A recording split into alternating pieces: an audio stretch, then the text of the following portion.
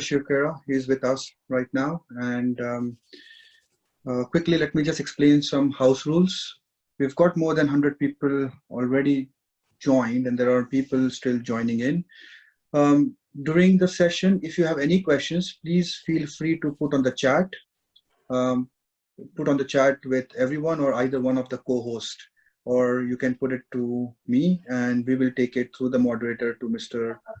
Shiv Khera.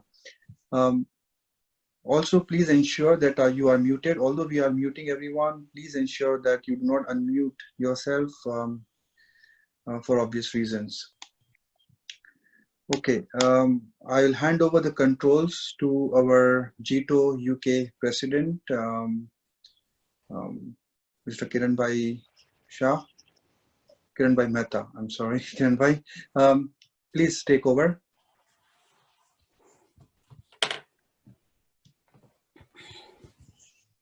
We can't hear you. Thank you, Girish. Yes.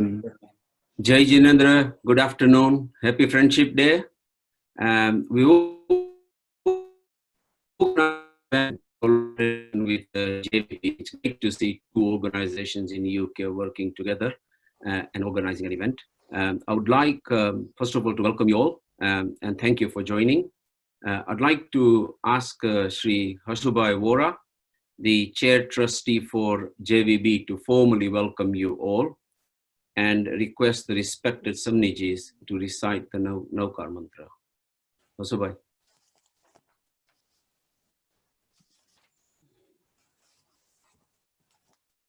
Hasubai, you're on mute.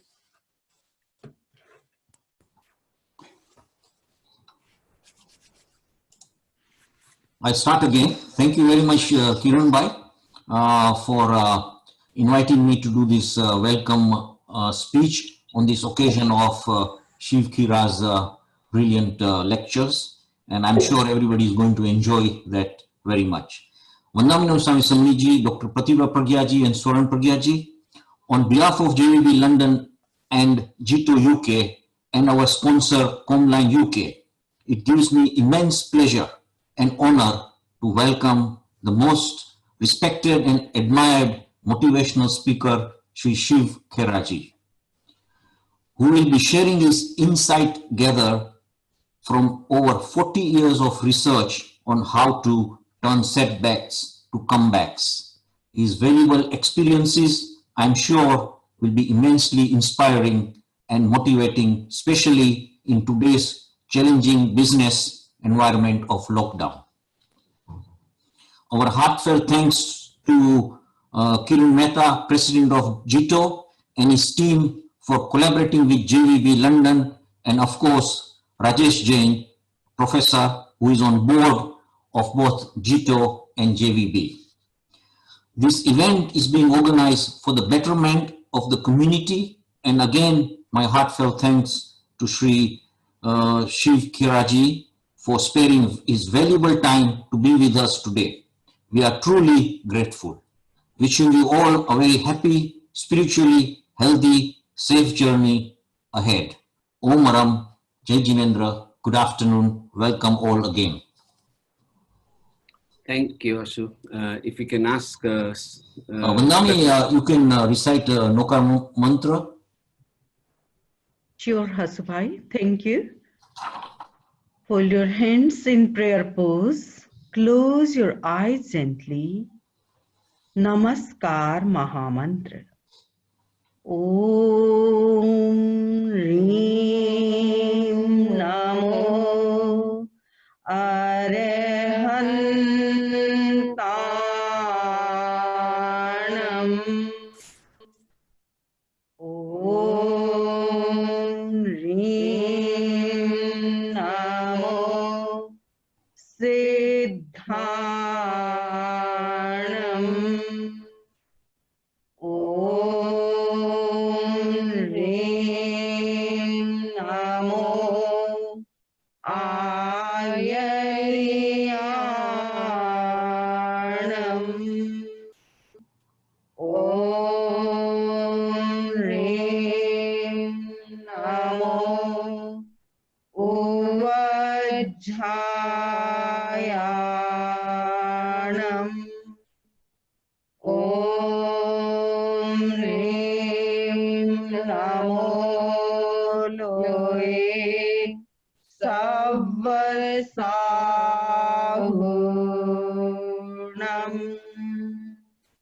ईशो पंचनमोक्कारो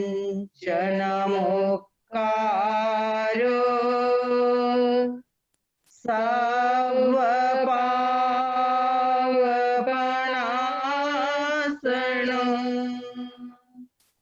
मङ्गलाणं च सव्येसिं पाढमं हवै मङ्गलम् पाढमं हवै मङ्गलम्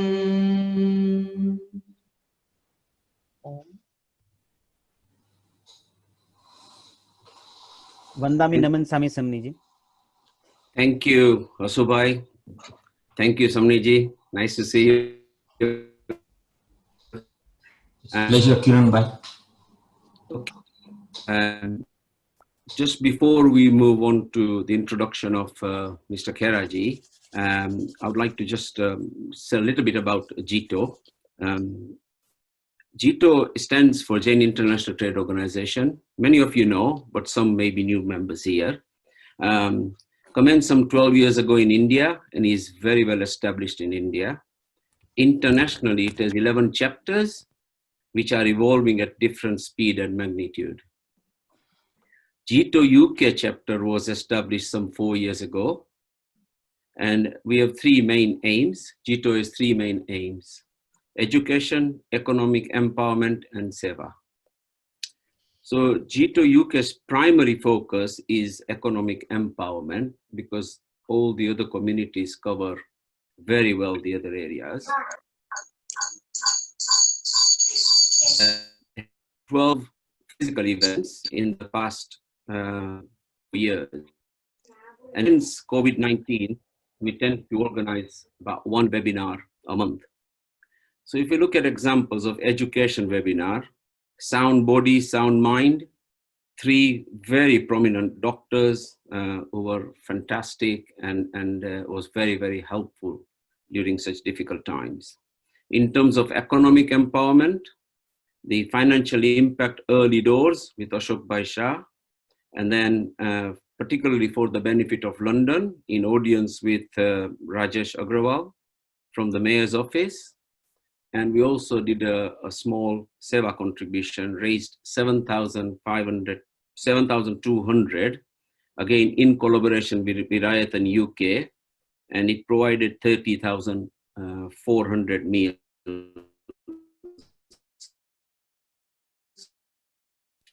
So just a very brief overview.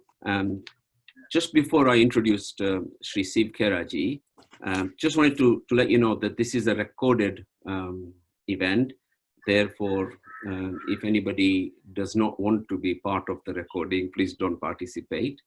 You can switch off your video and go on mute as well.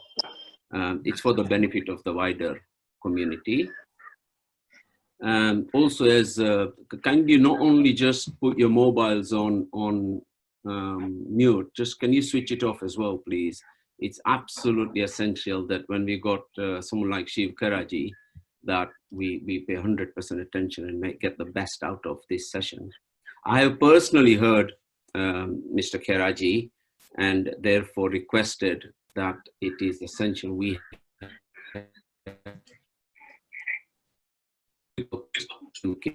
and I know there are people joining from all over the world. So, Mr. Shiv Khera ji, he is an author, educator, business consultant, and a much sought after speaker.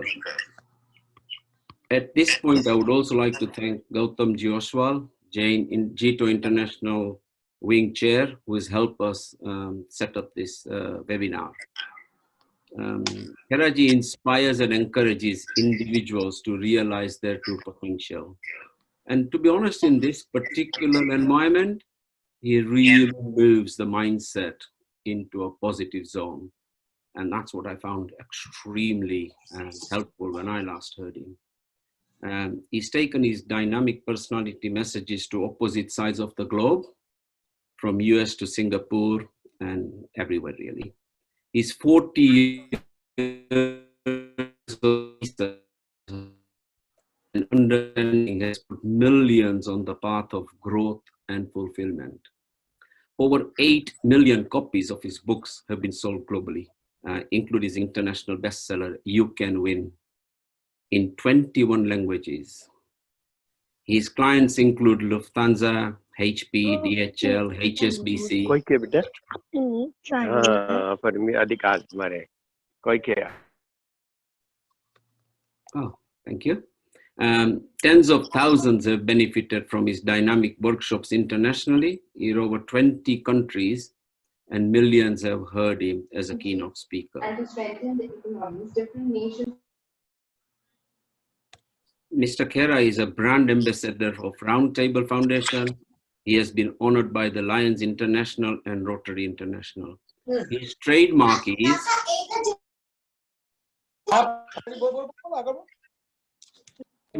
winners don't do different things, they do things differently.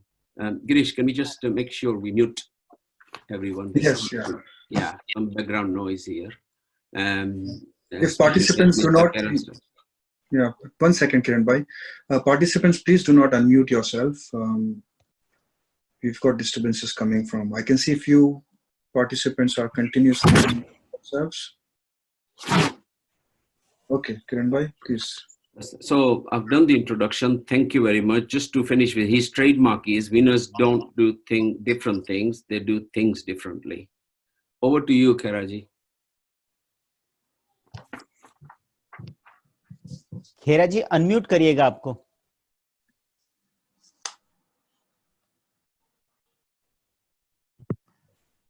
Okay.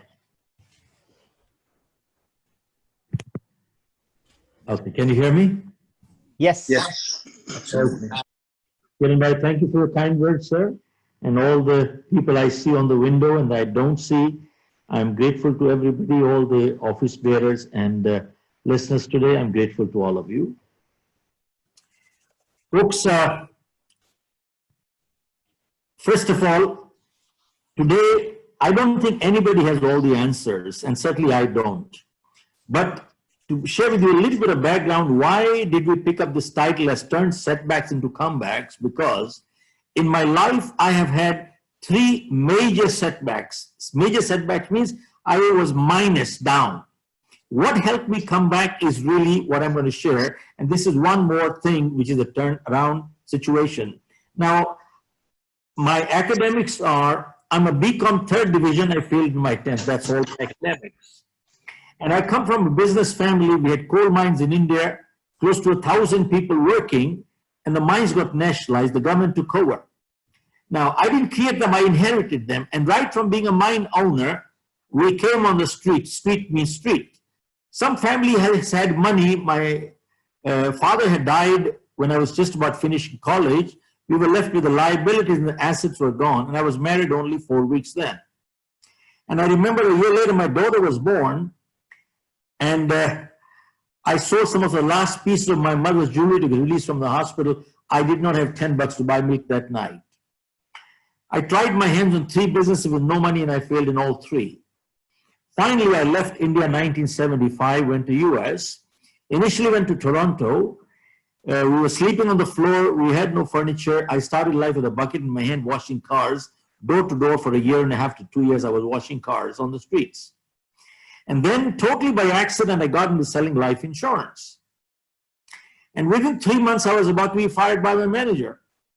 Now, from this point onwards, what were the turning points is really what I'm going to share. How did it turn around my life? Then after I moved to US, got into 3 businesses. I bought out a company out of California in 1984 and started a New Jersey operation with no clients. And I sold my company with close to 500 clients for a decent sum. And this is where I'm going to share my learnings as I've learned as I went along. Okay, now, with the crisis today, moving from the corona crisis, moving from the virus from one city to another, it has covered the whole world. And with overcrowded hospitals, shortage of supplies, orders are getting canceled, factories are closing, unemployment going up, and death rate going up, this has literally shaken up the whole world. Now, with that, people are feeling a lot of insecurity, unpredictability, and uncertainty is leading to insecurity. And the insecurity is leading to stress, anxiety, frustration, depression, and even anger. Now, all I can say is stress is both normal and natural. Anybody who says they don't have stress belongs into a lunatic asylum. We all have stress. And it is stress that makes us perform. The athlete who is at the Olympics, is he under stress? Answer is yes. If he was not under stress, he will never be able to perform. Now, this is an important example here. I bet we all have must seen the real life or in the movies at the race course, the thoroughbreds. Now, before the thoroughbred is taken into the cabin, have you noticed how they behave? They're jumping like this. They are all edgy. You know why? They're under very heavy stress. And Kiran Bhai, when they're taken in, they're jumping like this. And when they put them into the cabin, and the moment the bell rings, they perform the shoot. Now that's a thoroughbred.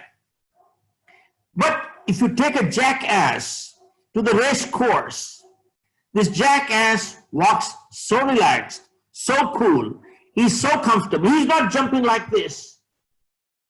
But you know something? He's a jackass, he will remain a jackass, he will never perform like a thoroughbred. Now this statement is very important. Stress is the price we pay to be a thoroughbred in life. I repeat, stress is the price we pay to be a thoroughbred in life. Now, folks, all of us can handle stress. Everybody can handle stress.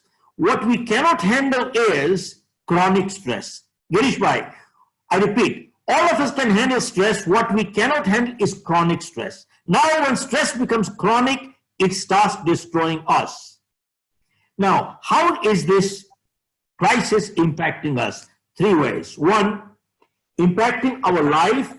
2, our livelihood. 3, our lifestyle. 3 ways. Now, how is it impacting our life? First of all, nobody knows who will be in quarantine next. None of us knows who will be in quarantine next. Nobody knows. And number 2, who we meet, where we go, and what we do could be a matter of life and death. I repeat, who we meet, where we go, and what we do could be a matter of life and death. Okay, so much for life. Now let us talk of livelihood. Folks, individual incomes have stopped. There are job cuts, there are salary cuts all over the world. That is true. Individual incomes have been impacted badly. Businesses have closed, so their incomes have stopped. Even governments are going bankrupt because they're not collecting any taxes either. So this has become a universal issue for all of us. But who are the worst impacted or the hurt? There are 3 kinds of people in this world. 1, the super rich, 2, the mediocre, and 3, the poor. The poor are the worst hit. They're the people who are daily wage earners. They work during the day, eat in the evening. They are the worst hit. Now, let us talk to the super rich. Folks, I was just reading the other day, Kiran Bhai, that Apple Computers has $250 billion in cash reserve. Now, they don't have a livelihood problem. $250 billion in cash reserve. They don't have a livelihood problem. Same thing with the Tatas, the Birlas, the Adani, Ambani. I will be totally surprised if they have a cash flow problem. So they don't have a livelihood issue. Now comes the mediocre, where people like me and possibly some other listeners might fall into. The mediocre people are thinking this way: will the crisis finish before the money, or will the money finish before the crisis? That is the biggest concern people are facing right now. Now, with that, it has literally forced people to think and distinguish between active income and passive income. See, active income is, I go to work, I get money, I go to work, I get money, I don't go to work, I don't get money. This is called active income. But now people are realizing that even if I don't go to work, I must get money. This is called passive income. If you want to be financially independent, we must create passive income. I had another business in US, a pension tax consulting practice, which I sold my company. This is what I used to share with our clients when we do planning. You must have 1 year of your income. 1 year of your income must be in liquid cash, where we should be able to access that money within less than 24 hours, and that is called emergency fund or opportunity fund. You know why? Because emergencies do not warn you in advance. You must be able to access 1 year of your income within less than 24 hours. Now, if we don't have it, it's a little too late, but going forward, we must plan it that way. Now, let us come to the other side of the livelihood part. Folks, I had a banker the other day visit me, and I came to know that the banks are functioning at 30% at manpower, 30% manpower. So I asked him, are you working at 30% efficiency level also? He said, no, sir. We're working at 60% efficiency level and trying to put to 70, 80, 90% efficiency level with 30% staff. I said, how is that? He said, we're putting everybody on digital platform. There were many, many people, especially senior citizens. They were not tech savvy. They were shying away from computer and technology. He said, we're putting everybody, we're teaching them computers and we're putting them on technology digital platform. And with 30% staff, we are attempting to hit 70, 80, 90% efficiency levels. So my next question was, if you can get 90% efficiency with 30% staff, now does that mean that the 60% of staff will be redundant after the crisis is over? He said, probably that could happen very easily. Now that's another scenario. But now the next thing is, they're talking of working from home. So my next question was, I said, you're paying money, salaries to these people, and they're working from home. Are you getting the same output? Guess what the answer was? They said the 80-20 rule applies. And the 80-20 rule says only 20% people are responsible, they can work without supervision. 80% people cannot work without supervision. And besides, even if you give them measurable targets, you still have to measure and check to achieve those targets. I was hearing Narayan Murthy the other day, and he said, unless we are able to measure up, how can we pay and justify those packages? Maybe in the IT it is okay, but in many industries you can't work from home, such as in manufacturing, how can you work from home? In construction industry, how can you work from home? You can't. There's no home office. And sadly, many people who are not mature, they think working from home is a paid vacation. And that's not. So it is creating some other questions and challenges, which we will come to later. But on the livelihood part, let me share with you two more things, because I think there are many business people listening to this program here. They realized one thing, that bottom line is more important than top line. I repeat, bottom line is much more important than top line. Everybody is looking at top line. What is your turnover? Who cares? Nobody cares. And the second part is, till now, the word was globalization, globalization, globalization. Now, all of a sudden, the word has become localization, localization, localization. Now, what does that mean? You see, Malaji, you see, what has happened is that I just came to know that USA depends on China for 97% of the pharma products. 97%! I didn't know that. India depends on China for 81% of antibiotics. India depends on China for 70% electronics. Now, all of a sudden, since the production is 20,000 miles away from consumption, they're saying any country can blackmail us tomorrow and we will be out of business tomorrow. So production must come closer to consumption. It has to. Okay. Now, so much for the economics livelihood part. Now, let us talk of the lifestyle. Folks, till the lockdown came in, all of us We were on the fast lane. Everybody was running. They were all running. Where we were going, we didn't know, but we were going. We had no time. Now look at this. We had no time. The amount of time-saving devices we have today, we've never had that many in history. And yet we don't have what? We don't have time. You know why? Because somewhere we messed up our priorities. And I'm not teaching here, I'm guilty myself. I messed up my priorities too. We messed up our priorities. And when we mess up our priorities, we forget to distinguish between what's urgent in life and what's important in life. Urgent may or may not be important, and important may or may not be urgent. But the interesting thing is, whenever we ignore what is important, it always converts into urgent. See, health is important, but it's not urgent. Exercising every day is important, but it's not urgent. See, if I have a crucial meeting tonight and if I cannot exercise, it's not the end of the world. But if I ignore my health long enough, guess what happens? I land up in the hospital. See, in life, relationships are important, but they're not urgent. But if we ignore relationships long enough, guess what happens? We start talking to our lawyers. See, whenever we ignore what is important, it always converts into urgent. Now, because of the lockdown, it has literally pulled people backwards. Come back and relook at your priorities. And you ask people, why do you go to work? I go to work for my family.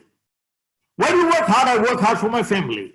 Who are the most important people in your life? My family. Who are the most neglected? Also my family. What a joke. The most important people are the most neglected too in life, which is sad. And I've been guilty myself of it. But you know something?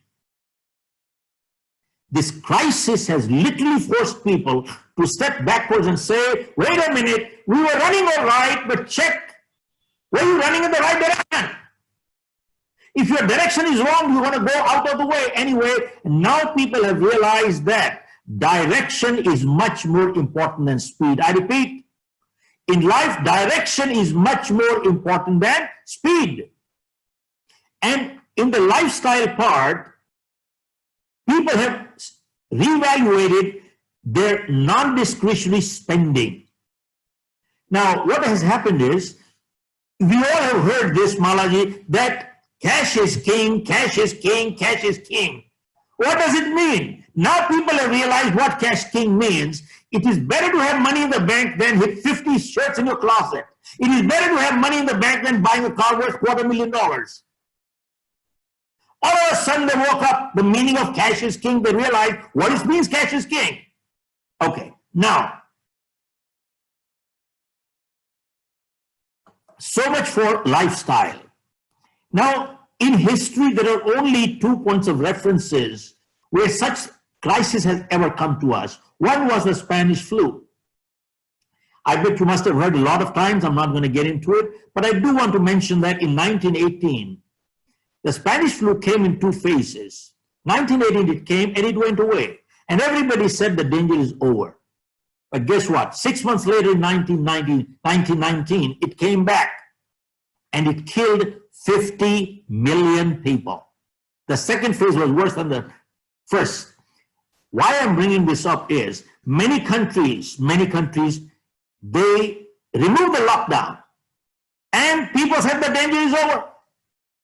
But you know something, the second phase, South Korea, Singapore, Melbourne just closed 4 days ago. Again, another lockdown, Melbourne came in. So the danger is not over till it's over. So don't drop your guard, that's all. And now the second comparison was the Great Depression of 1929.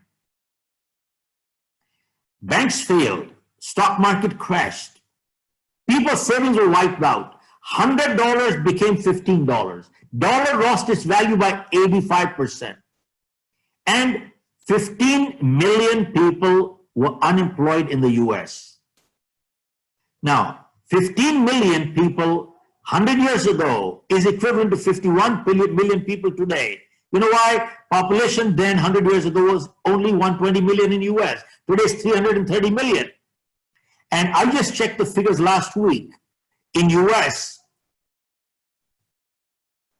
there are 51 million people in unemployed list, and only US, and the numbers are rising as of now. And they're saying the second phase in the US is going to hit in September, October. Right now, USA is touching 160,000 people dead.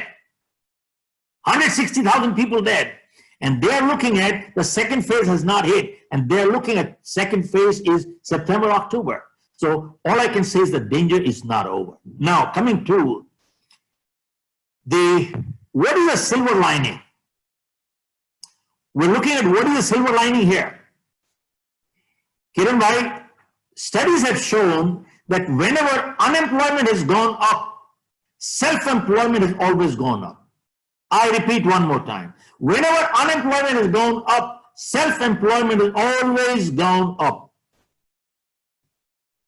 Now, during the Great Depression, when people were struggling at that point, there were some people who started their business during the Great Depression.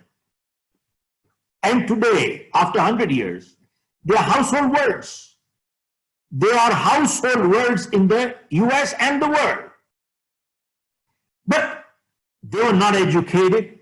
They had no money, no risk-taking ability. They were not techies, nothing to fall back. But you know what they had? They were positive people. They're survivalists.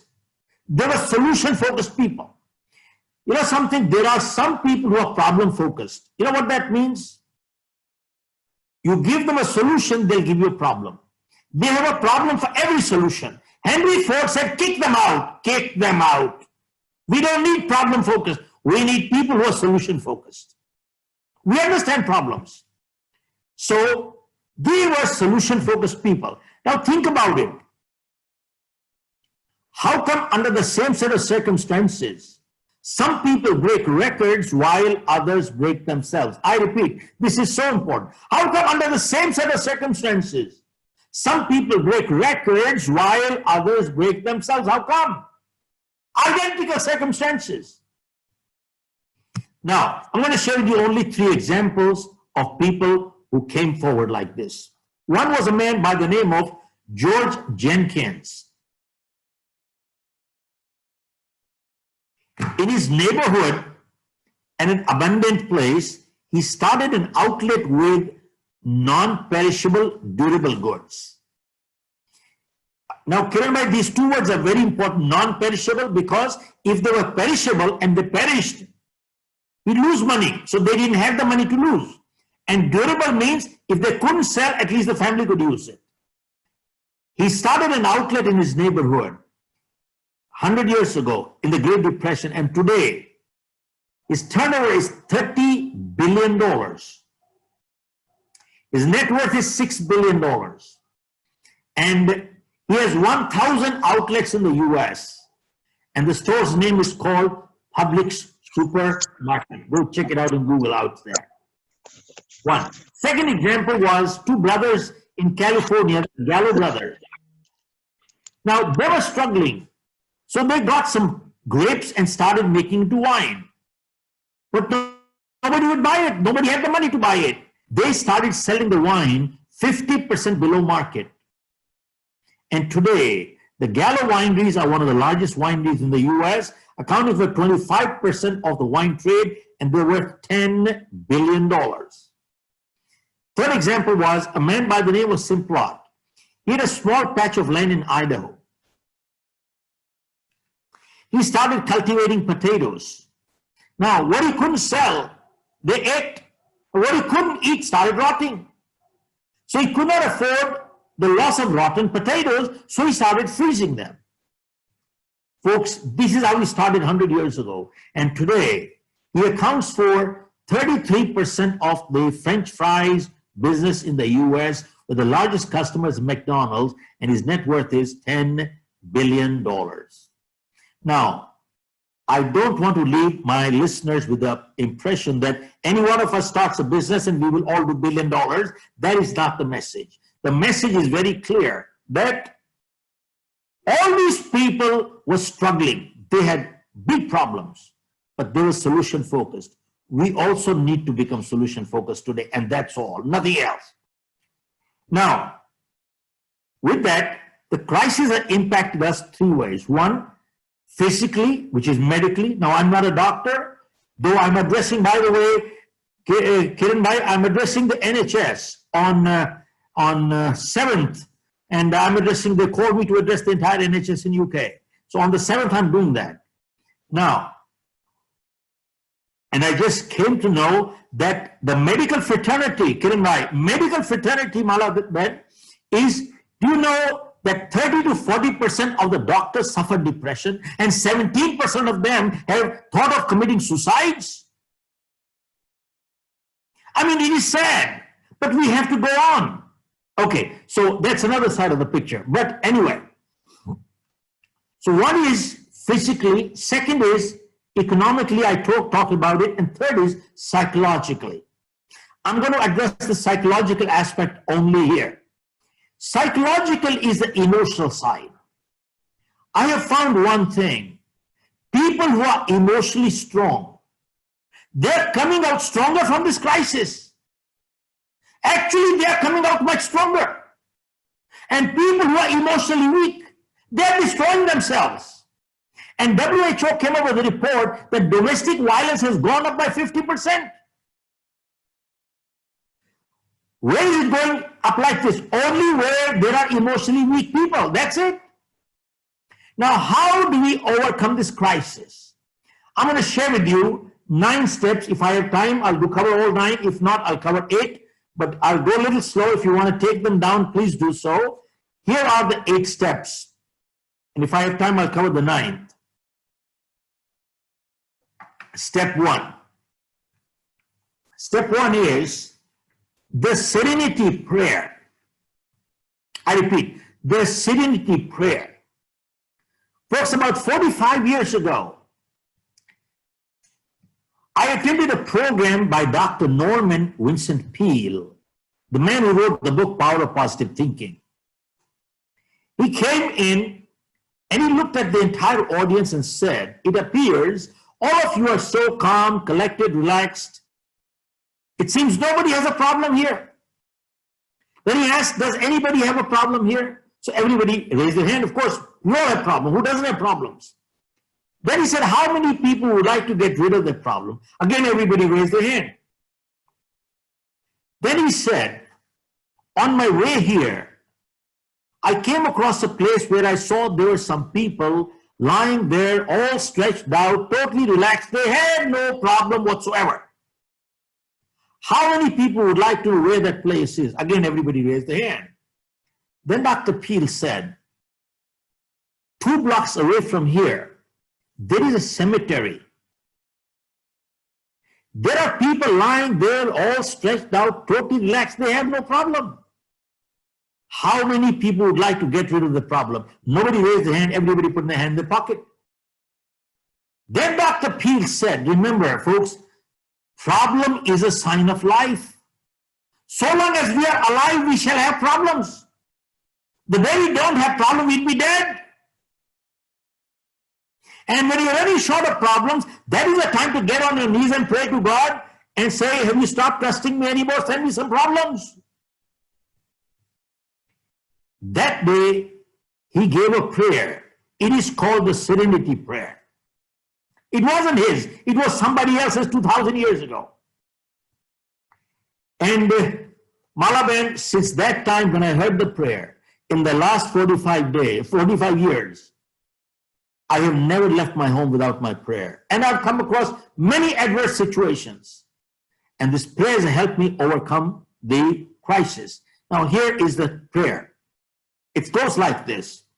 God grant me the serenity to accept the things that I cannot change, and courage to change the things that I can, and wisdom to know the difference what I can and what I cannot.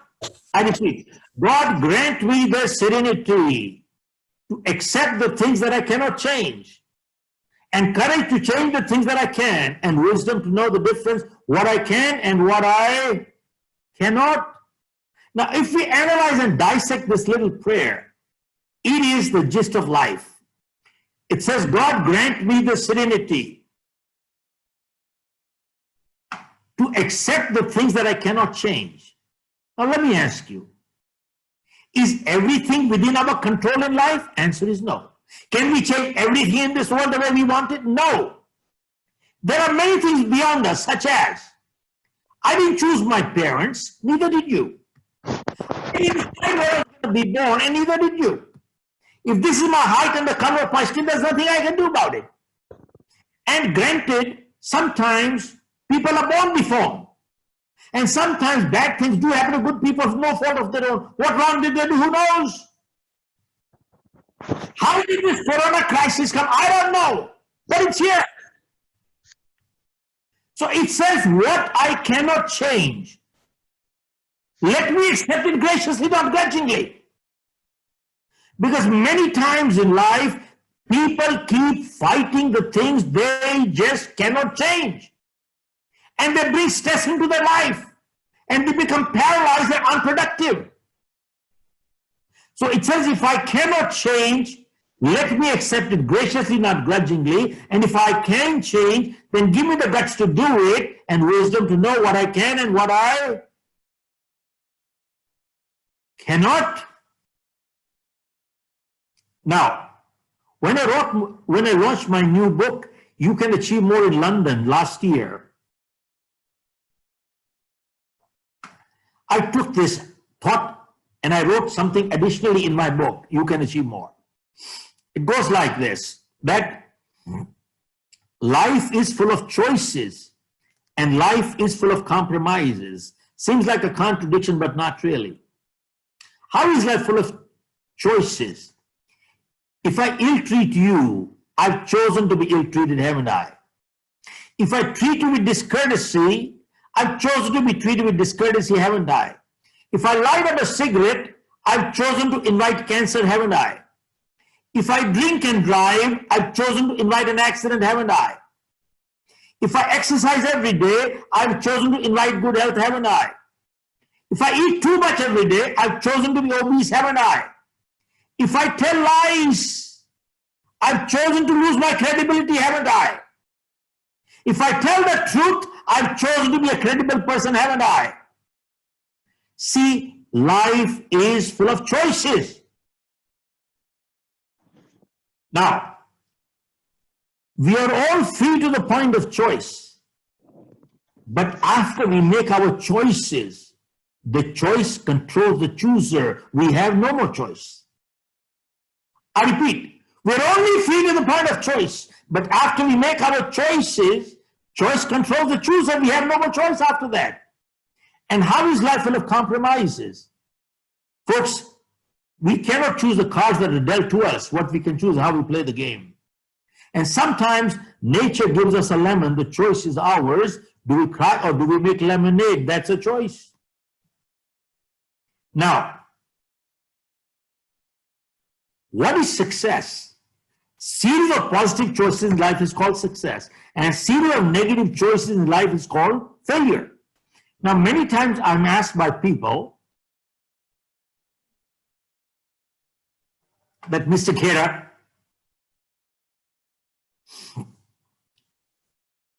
people who are successful, don't they make mistakes in life?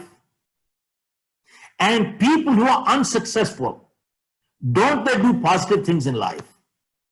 So my answer is that people who are successful, they do make mistakes. But remember, making a mistake once in a while does not make a person a failure.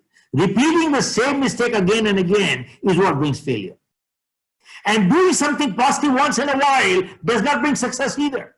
Repeating the same positive behavior again and again is what brings success. So folks, series of positive choices in life is called success, and series of negative choices in life is called failure. It is not complicated at all. It is not complicated. Step one, step two.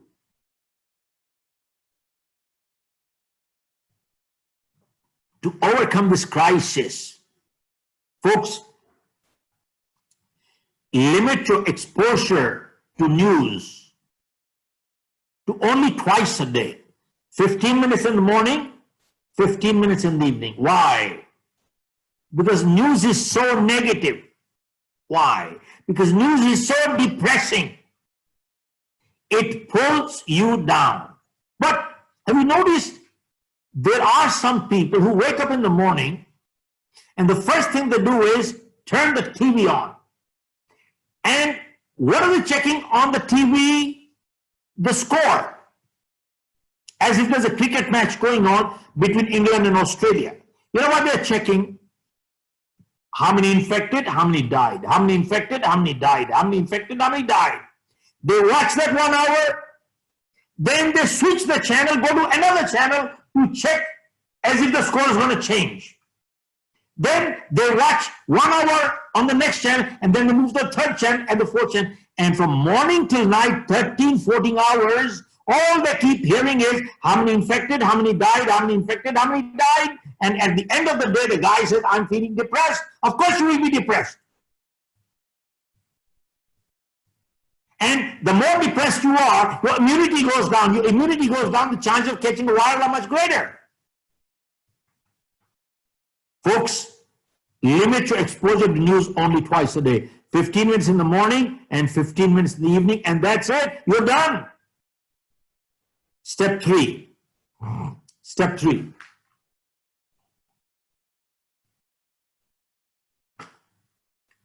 Convert your downtime to uptime. Convert your wasted time to productive time. How do you do it? Folks, somebody asked Nelson Mandela. They asked him, you stayed 27 years in jail. How did you survive in jail? You know what his answer was? He said, I was not surviving, I was preparing. I was not surviving, I was preparing. So we came up with a quote that we shall not let the crisis define me. I will use the crisis to refine me. I will not let the crisis define me. I will use the crisis to refine me. Now, what does that mean? How do you convert downtime to uptime? Before the crisis, Malaben, before the crisis, in the US, there was a survey conducted which said an average American watches 3 to 4 hours of television per day. And by the way, that is universal. I'm sure average a British person or European or anywhere, they all watch 3 to 4 hours of TV per day after they come back. So a man bought a new TV. His friend came, saw the new TV, got impressed. And he asked, how much did the TV cost you? He said, $1,000. He said, are you sure? He said, yeah. He said, how many hours do you watch TV per day? He said, 3 to 4 hours. He said, then you need to recalculate the cost of the TV. He said, how's that? He said, have you ever calculated what is your hourly rate? Money-making hourly rate? He said, I didn't. But anyway, I make $100,000 per year, and if I make $100,000, working 2,000 hours per year, my hourly rate comes to about $50 to $75 per hour. And if you watch 3 hours of TV per day, that comes to almost $200 per day. Multiply 365, you watch 365 days TV, $200 per day. That comes to, my friend, close to $70,000 per year. This TV didn't cost you $1,000. This TV cost you $70,000 per year. That is more than your EMI on a $750,000 home. Folks, don't get me wrong. All of us watch TV. We enjoy it. They're nice movies. They're nice plays. It relaxes us. But tell me, watching 3 to 4 hours per day, what are you doing? You're wasting your life. You're paying for those people who are acting on the TV. That's it. Now, how do you convert downtime to uptime? In my new book, You Can Achieve More, I've quoted a survey which said 85% of millionaires and billionaires in the world today are first generation.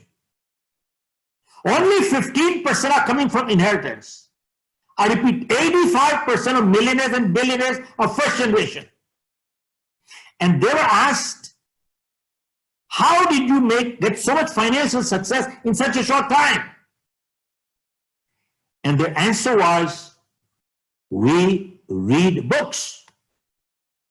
How many books a year and what kind of books? And the answer was, we read 50 books a year. 50 books a year means 1 book a week. Folks, multimillionaires and billionaires read 1 book a week. Folks, I was shocked to hear on Warren Buffett. He reads 6 to 8 hours per day. 6 to 8 hours per day. He reads 500 pages per day. Bill Gates is an avid reader. Can you imagine 1 book a week? An average American reads 1 book a year. And they were asked, what kind of books do you read? And the answer was, we read only self-help books. We don't read fiction, because fiction will remain fiction. But reason they read self-help books is, they said, 1 good idea is worth $1 million. They said, we have no time to waste. Look at this. And they read 1 book a week. Now, what does that tell us? There is a connection between learning and earning and learning and earning and learning and earning. You learn and you earn and you learn and you earn. Folks, what a connection. Amazing. Multimillionaires. And the reason was, a good book gives you wisdom of ages in a capsule form.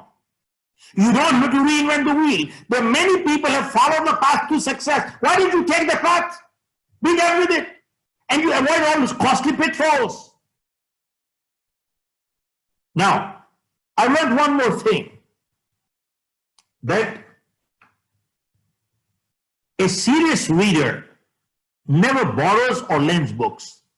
I repeat, a serious reader will never borrow or lend books. Many times people come to me and say, Mr. Khera, I got a great book. I can lend it to you. I said, don't. Give it to me, gift it to me, sell it to me. Don't lend it to me. Why? Because I won't give it back to you. Why? Because when I read a good book, I always have a pen, pencil, and a marker, and I make notes on the side. Why? Because I learned one thing. Reading a good book once is not good enough. Why? Because when you read a good book the second time, you don't find anything new in the book, but you find something new in yourself. And when you read a good book third time, you don't find anything new in the book, but you find something new in yourself. You read a good book the fourth time, you find something new in yourself. There are some books I read 8, 9 times. Somebody might say, well, I don't have brain, I don't understand. Look, folks, I'll tell you one thing. When you read a book only once, it is for entertainment. You haven't got anything out of the book. There are books that I've read 5, 6 times, and you want to understand what the whole thing is all about. Now, imagine people who are successful, they read 1 book a week.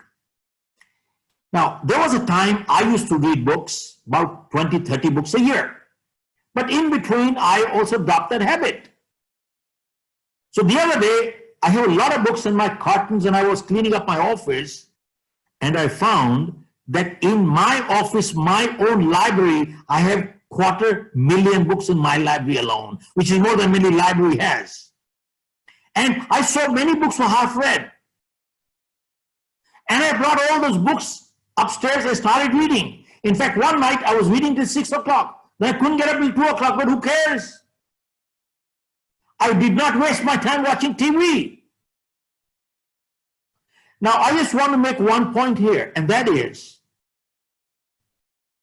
that from this crisis, if we do not come out upskilled, 2, more knowledgeable, 3, healthier and fitter, is not because we lack time, but because we lack self-discipline and commitment. I repeat, if from this crisis we do not come out upskilled, 2, more knowledgeable, 3, healthier and fitter, we cannot blame that we don't have time. We don't have the commitment or confidence. Now, why I said three things? Upskill. Now, Kiran bhai, I just want to share. Till about only 60 days ago, sir, I was learning to do SMS for my grandchildren. I'm not kidding. I did not understand technology. In my life, I had never done an email.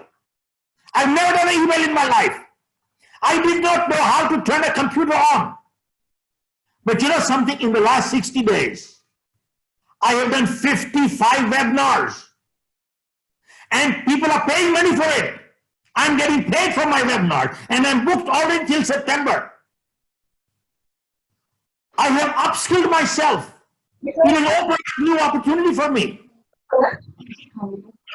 And two, I'm starting to read my books, which I stopped the habit. And three, I've lost 6 kilos of weight. I do my sauna, I do my exercise. Man, I'm enjoying this crisis. I'll tell you, if this crisis continues for 1 more year, I'll love it. Not that I want it to, but it is fun to me. All I'm saying is, from this lockdown crisis, if we do not come out more upskilled, more knowledgeable, or healthier and fitter, we cannot say we don't have time. Okay, step four.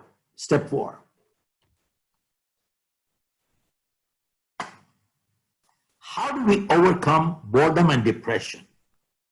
Because this has become a big issue all over the world. I get calls from many people, and they say, Mr. Khera, I'm feeling bored. I'm feeling depressed. Now, I tell them what I have to tell them, but for my webinar right now, I have to share only one thing. I learned one thing in my life. Only boring people in life are bored.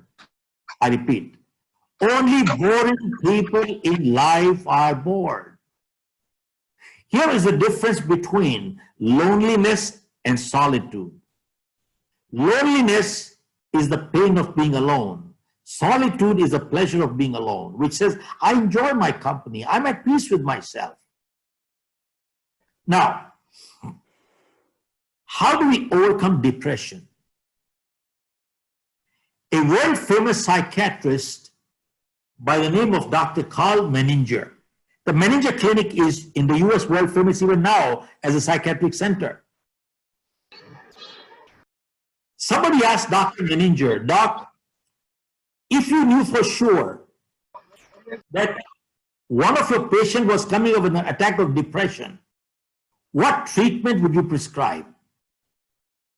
They were hoping he will write a medication.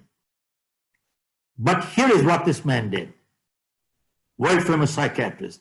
He said, if I knew for sure one of my patients was coming to an attack of depression, I will tell them, go home, lock yourself out of the house, go to the other side of town, look for somebody who is in trouble, help them, and your depression will go away automatically.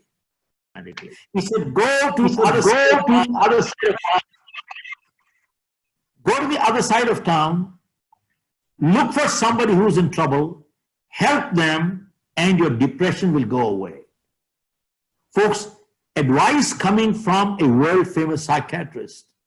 Now, I do work with Roundtable Foundation, Lions, Rotaries, do fundraising for them also.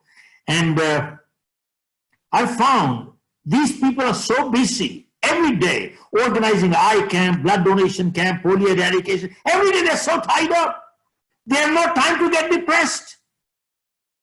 As somebody said, depression is the disease of the rich. Poor people are so busy earning a living, they have no time to get depressed.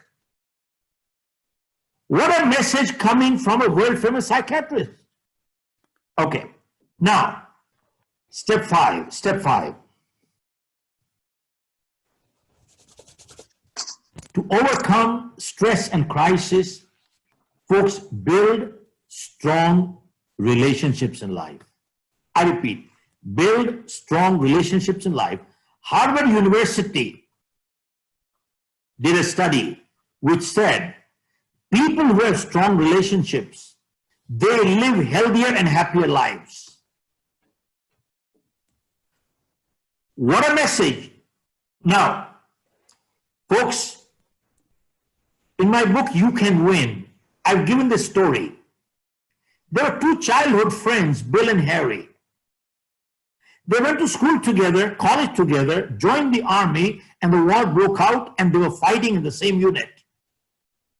Harry was in the trench, and the bullets were flying all over. And from the darkness, a voice came, Harry, I'm hurt. Please come and help me.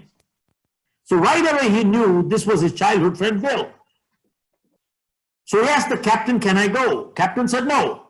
Look at the way bullets are flying. You could be dead. I could be short-handed. And the way Bill is sounding, I don't think he will live anyway. So anyway, Harry kept quiet. But then the voice came again, Harry, please come and help me. So since he had asked the first time and been refused, he did not have the guts to ask a second time. But then the voice came the third time, fourth time, fifth time. So Harry couldn't hold himself. He said, Captain, this is my childhood friend. I must go. Captain said, okay, go. Harry crawled through the darkness, reached Bill, grabbed him, dragged him back, and threw him into the trench and fell over him. And they found Bill dead. When Captain saw Bill's dead body, he got angry. He said, didn't I tell you? You could have been killed. I could have been short-handed. And he didn't make it anyway. And he said, you made a mistake, Harry. You made a mistake. Harry said, no, Captain, I did not make a mistake. Because when I reached Bill and I grabbed him, he wasn't dead. His last words were, Harry, I knew you would come. Harry, I knew you would come. I did not make a mistake. Folks, this is how crucial relationships are in life. And when there's a good one, it needs to be nurtured and cherished. Remember one thing, folks.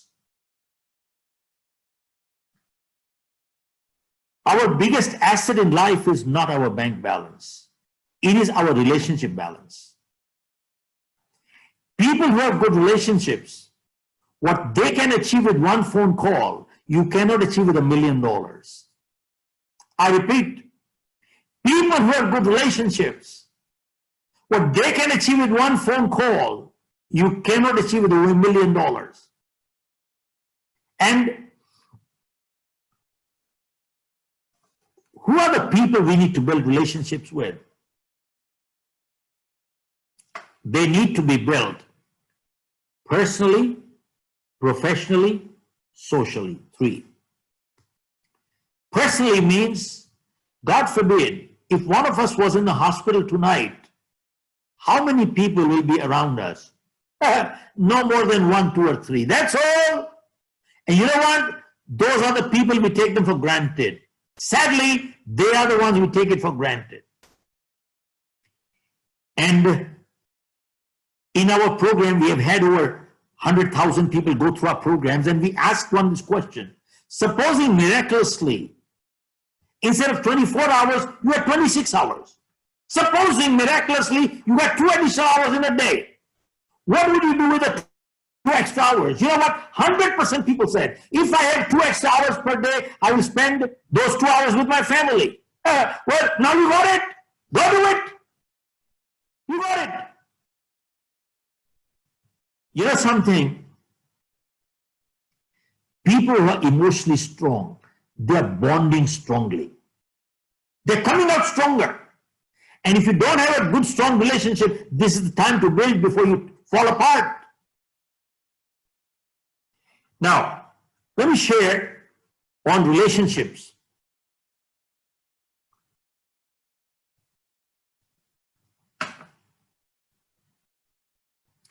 I received a phone call from a gentleman who I had not met for the last 10 years.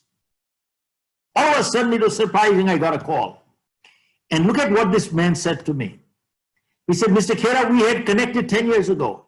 We enjoyed each other's company. We liked to be each other with each other. But you know something? Somewhere, I failed to connect with you. I apologize, I did not keep up with you. I'm just calling to reconnect. I have no business with you, but I'm just calling to reconnect. My God. When he said that, I said, what a person. He beat me to a phone call. After we hung up, I looked at my telephone book and I started looking at people who I had met 3, 4, 5 years ago and who I had respect for, and I enjoyed their company, but I did not connect with them. I picked up the phone and I said, buddy, we met 3, 4 years ago and we enjoyed each other's company, but I apologize, I didn't keep up with you, sir. I'm calling to reconnect. Man, what a message. Now, but you know something, there are some people who build connections only for selfish reasons. They join the Rotaries, the Lions, the Chamber of Commerces, the Round Tables, or some other group only to build network. And you know what the meaning of network is? Make connection with this guy, someday he could be useful. Make connection, someday he could be useful. You know something? They are parasites. They are rascals. They're selfish, greedy people. You can never in life build relationship with people who are self-centered, selfish, greedy parasites. You can never build. They're only takers. You know something? They build tie-up with you. So long as you are useful, they keep relationship with you. Usefulness goes, friendship also goes. Okay. You see, in my book, You Can Win, I mentioned there are 4 kinds of friendships in life. One is called friendship of convenience. I have my neighbor, our kids are same age, we enjoy each other's company, we laugh together, have dinner together, we carpool together, and God forbid, in the middle of the night, if there's a problem, logistically, he's the closest. That is convenient to be together. Now, convenience goes, friendship also goes. Second kind of friendship is friendship of usefulness. You see, most of the people listening here today understand Hindi also. अरे भैया बना के रखो, काम काज में क्या पता कभी जरूरत पड़ जाए. पैसे वाला है, गुंडा है, माफिया है, पॉलिटिशियन है, you never know, जरूरत पड़ सकती है कभी. Doctor है, वकील है, you don't know, it could be useful. Usefulness goes, friendship also goes. Third kind of friendship is when you have a common enemy. Common enemy goes, friendship also goes. And fourth kind of friendship is built on what? Mutual respect. The word is mutual respect, not the word tolerance. You keep hearing tolerance is a great word. In my vocabulary, tolerance is not a great word. I and my wife live together, not because we can tolerate each other. We live together because we respect each other. The day respect for each other goes, we can't live together. You know what the tolerance means, the word tolerance means? If we live together only because we can tolerate each other, it means we're postponing the blast. Same thing, employers and employees work long-term together, not because they can tolerate each other, because they respect each other. If they're working together only because they can tolerate each other, means the first opportunity they get, they'll kick them out. Relationships are not built on tolerance. They are built on mutual respect. Now, I share with you, if I have a friend for 20 years and over, God forbid, he has a problem, who is the most natural person he will come for help? The friend of 20 years. He can't make new friends tonight. Is it my duty to help? Answer is yes. If I don't help him, am I behaving like a friend? Answer is no. And if I help him, am I doing a favor? No. Remember, helping each other is the duty of a friend. It is never the purpose of friendship. If it is a purpose, means purpose finishes, friendship finishes also. Remember, Helping each other is a duty, but it is always incidental to friendship. It is never the purpose of friendship. It's my duty to help, but it is incidental to mutual respect. Okay. Now, but keep in mind one thing. You can only build friendships with people who are willing to give value. They provide a value addition to your life. In fact, I don't know if any of you people are involved in education, but James Cook University from Australia just signed up a partnership agreement with us. They partnered with us on, I've been doing corporate training for the last 35 years with Lufthansa, Johnson & Johnson, and many others. And when we do corporate training, we tell them that, look, what we're doing in the corporate today here is called repair work. We are repairing. But if you prepare them, we won't have to repair them. Where do you prepare them? You prepare them in schools and colleges. So we created a whole program called Prepare, Don't Repair. And that's what we partnered with Australia James Cook University, the Singapore campus. But anyway, now come to item 6. Item 6.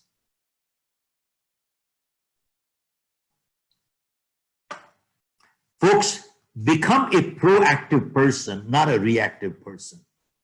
What does that mean? When we do our leadership program, 4-day leadership programs, sometimes by surprise we ask people a question. Are you a good person?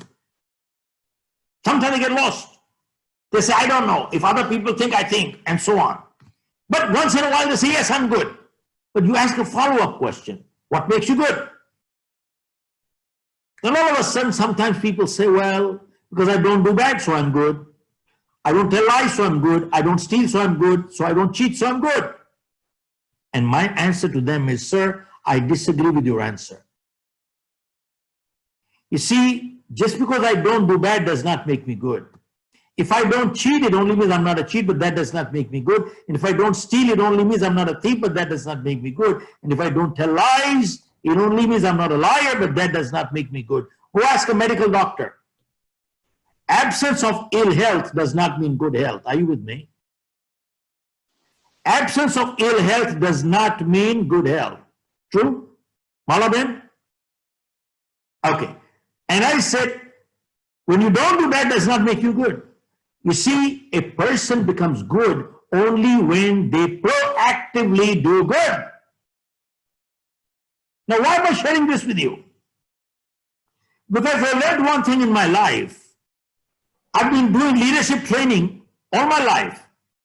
And I've learned one thing, that good leaders,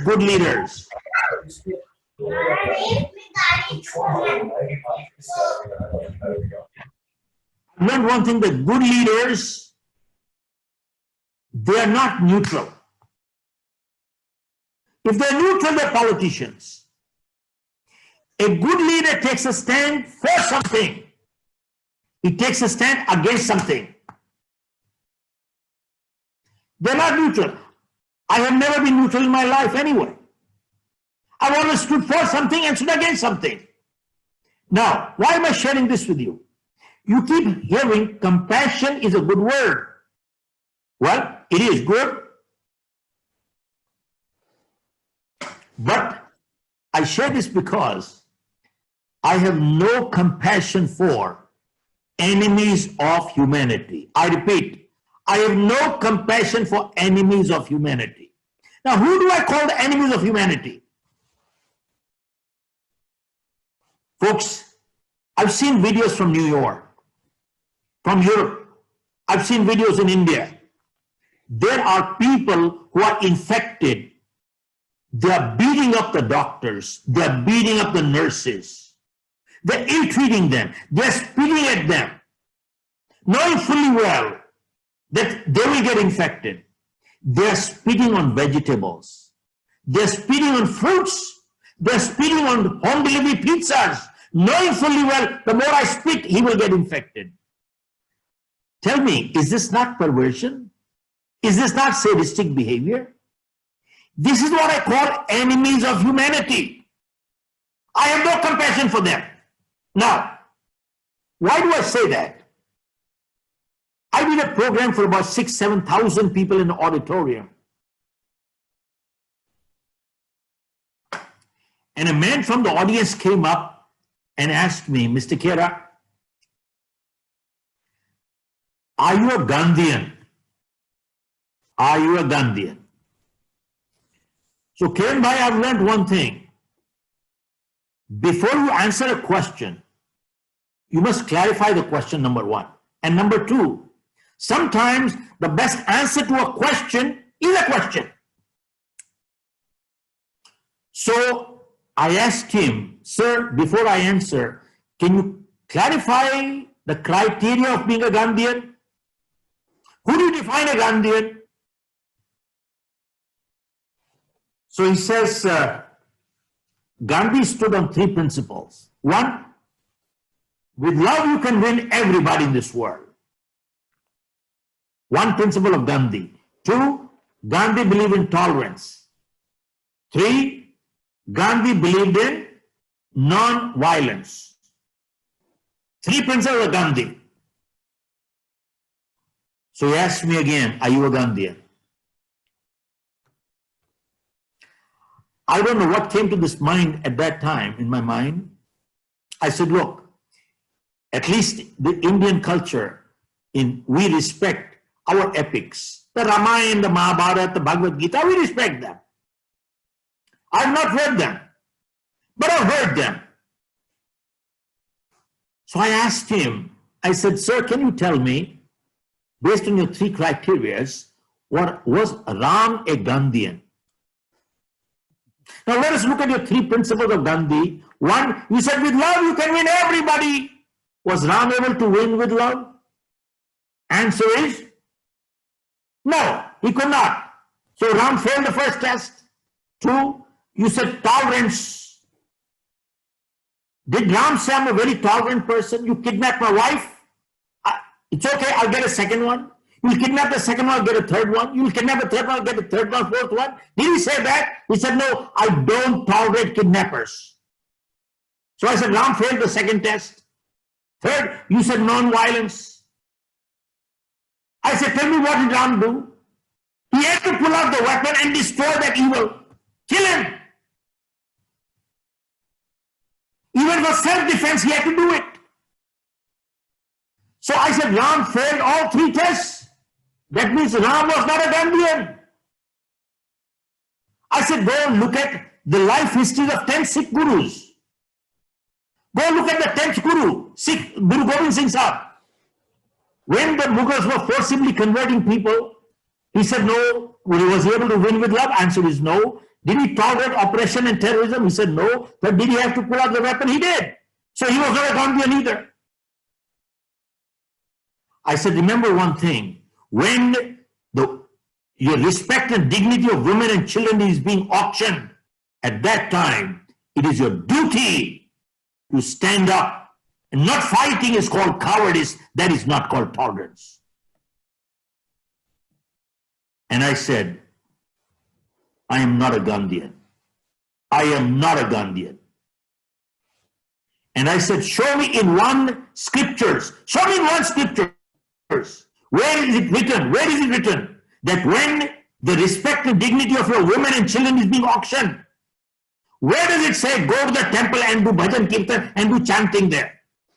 Where does it say when your respect and dignity of your women and children is being auctioned? Where does it go to meditation at that time? I said, we have not even understood our own scriptures. Show me one place. Well, we need to be clear. Ram stood for something. He stood against something. Ram was not a neutral guy. All I'm saying is, to be a good leader, you have to take a stand in life. Be a proactive person. And that's it. Okay, number 7. Number 7. Malaben, I'm going to skip one of the items. Normally I have 9 steps, but I'm going to cover only 8 today. Maybe when I get to London, I'll cover the 9th one. But the 7th step is, well, maybe if I have your permission, I'll take 3 minutes to cover the 9th one also right now. Would that be okay, Kiran bhai? Okay, sir. Okay, now let me go into step 7 here. Folks, keep in mind, stay away from blind faith. Folks, faith gives strength. Blind faith leading to superstition weakens people. I repeat, faith gives strength. Blind faith leading to superstition weakens people. Now, why am I saying this? One of the biggest damage done to Indian society, at least, is done by our media. Anytime you pick up the newspaper or open the TV channel, what do you see? There is somebody sitting in saffron or some other clothes and putting 3 tilaks there, and he's setting horoscope, horoscope, horoscope. And he asks you, where are you calling from? Give me your date of birth, give me your time of birth. Guruji, I don't know, Guruji, I don't know. Doesn't matter. He said, don't worry. He does tick, tick, tick, tick, tick, tick, tick, tick, tick. And then he says, I got it. Patni dosh, putri dosh, pita dosh, phalana dosh, manglik, manglik. And then, okay, shani chal gaya, shani chal gaya, shani chal gaya. Now, he says, shani ko utarne ka upay kya hai ji? कहता है, then he says, take a काला रुमाल लीजिए, उसमें काली दाल डालिए, उसमें काला काजल लगाइए, काले बाल वाला खोजिए, 7 बाल, काला कुत्ता खोजो, काला बर्तन खोजो. And people are doing all this. Let me ask you one question. If it is so easy to get Shani in, Shani out, Shani in, Shani out, Shani in, Shani out, why don't we send Shani to Pakistan and destroy all terrorists there? Get rid of all the terrorists, but send Shani there. If it is so easy to get Shani in, Shani out, why don't we send Shani to Ladakh to fight the Chinese? I want to find out one thing. Why doesn't Shani go to Australia? He only lives in India. Why doesn't Shani go to New Zealand? Folks, think about it. If you read the life history of Swami Vivekananda, you read the life history of Swami Dayanand, you read the life history of Guru Nanak, they never believed in all these things. They never did. Go check out all Sikh families. Guru Nanak fought against this. All Sikh families, they never tally horoscopes. There is no manglik. There is no good omen. Every Sikh wedding is done on a what? Sunday. Sunday doesn't sit right, they do it on a Saturday. Saturday doesn't sit right, they do it on a Friday. Now, folks, why am I sharing this with you? Show me one person in the world who does not have ups and downs. We all have ups and downs. Everybody has ups and downs. But you know something? When we have downs in life, a person who's going to get responsibility, they will analyze the situation that if a similar situation came again, will I behave the same way? And if I will behave the same way, that means I've not learned anything. They learn from every setback, take responsibility, and they don't repeat the same mistake the second time. But you know something? People who do not want to accept responsibility, when things go wrong, you know what they say? Not my fault, my stars are not favoring me. They will not learn anything from it, and they repeat the same mistake again and again and again and again.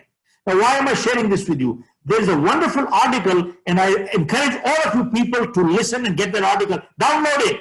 India Today. An article on astrology and childbirth. Astrology and childbirth, blind faith has led to the natural childbirth in India has gone down by 80%, 80%. And they especially quoted South India, Bangalore, Hyderabad, Madras. Are you aware that 80% of childbirth in South India is done through C-section and operation. 80%. You know why? Some astrologers said this is the right time to pull out your child. 80%. What's going on? You see, there are people here, thousands of people go down there and touch their feet. And they go to Babaji. What do you do? Babaji says, preach karo, preach karo, preach karo. One Babaji is selling preach, another Babaji is selling honey, another Babaji is mixing honey and preach together and selling. They should be in jail. Folks, we need to be careful what we are doing. Faith encourages, strengthens people. Blind faith weakens people. Now, important thing. In one of my previous programs, I had almost 103,000 people in one program. And one person asked me a question. That, Mr. Khera, tell me, when people go to temples and they're waiting 12 to 14 hours only to get a darshan inside, 14 hours they're waiting in line. I bet you must have heard that before. And they asked me, is that faith or blind faith when a person waits for 14 hours? So my only answer was that I said, look, I believe in God and I pray every day. I do believe in God and I pray every day. But in the last 40 years, I don't think I've gone to any temple more than once or twice. That's about it. And I've learned one thing, that 90% of temple goers go there more out of fear than out of faith. You know what? They're told, you don't do this, this will happen. You don't do this, this will happen. You don't do this, this will happen. They go there more out of fear than out of faith. My only one contention is that, look, read life histories of Swami Vivekananda, Swami Dayanand, Guru Nanak, many of these people. Faith gives you strength. Blind faith leading to superstition weakens people. That's all. Okay, let's go with the last step. Folks, this is time to give back to society. We are grateful to God. We have a good home and an honorable living, and we're grateful. But there are many people who don't have that. It is time to give to them. Now, I've seen videos from US, Europe, and many other places. There are many, many good people who have come forward with money, time, food. They're giving a lot of things to help out the society right now. But there is one community who has been honored as a community by the government of Canada. They've been honored by the government of United States, the government of UK, the government of Australia, and the government of New Zealand. One community for their humanitarian service. And that community is the Sikh community. They have been honored all over the world. In Canada, amazing what happened there. The Sikh community, you know why? Because the Sikh philosophy, the Guru Granth Sahib, is talking of giving into the society. And even before the crisis came, the concept of langar, feeding in the gurdwaras the underprivileged, hundreds and thousands of people were getting food every day. Millions are getting today. You know something why?